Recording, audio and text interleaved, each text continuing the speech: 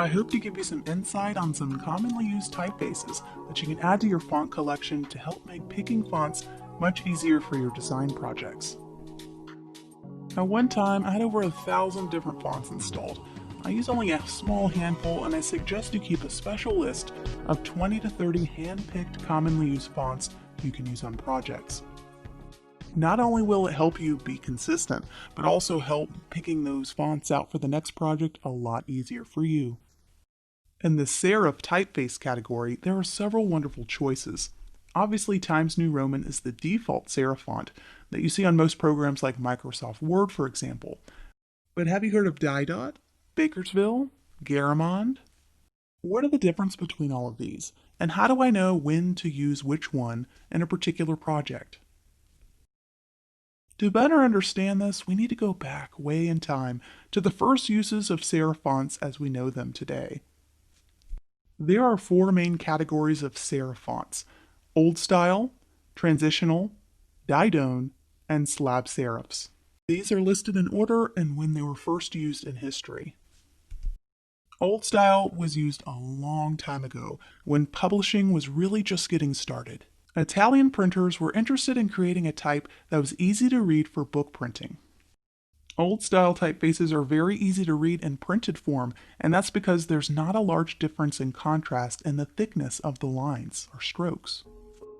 Some great examples of old style fonts are Garamond, Berkeley, Minion, and Palantino.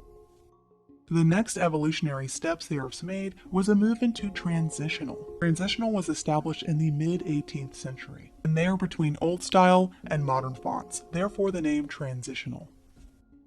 The contrast or the difference between the thickness of the lines and the characters are more dramatic with transitional serifs.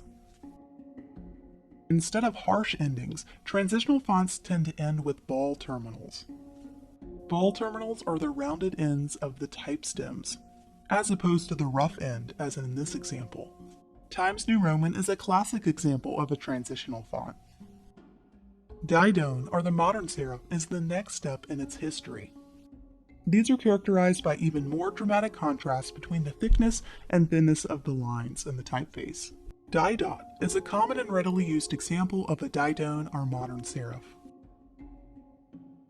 Bondoni is another wonderful example, and it's commonly found in design programs as a default option. Take for instance Canva. It has this font available as a default selection. Didones or modern serifs are highly stylized, and it's no wonder they're commonly found in high-end fashion brands. Because there is a high contrast between the thickness and thinness of the lines, you can put more dramatic spacing between the characters to create a dramatic effect.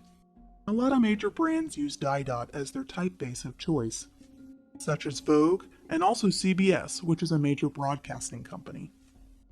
I personally tend to pick a modern serif font when working for high-end clients, as those thinner lines seem to add a more beautiful elegance that's hard to achieve with an old-style serif font. They can also be good for dramatic poster headlines with simple, solid backgrounds. The last stop in the history of serif fonts is the slab serif. Very different from its predecessors, this font was originally designed to demand one's attention on poster designs. They have very thick, bold lines with almost zero contrast. Chunky, thick, and bold, they certainly grabbed our attention throughout the years. They even used slab serifs on wanted posters back in the Old West to make sure you took notice. And designers use slab serifs for the same reason.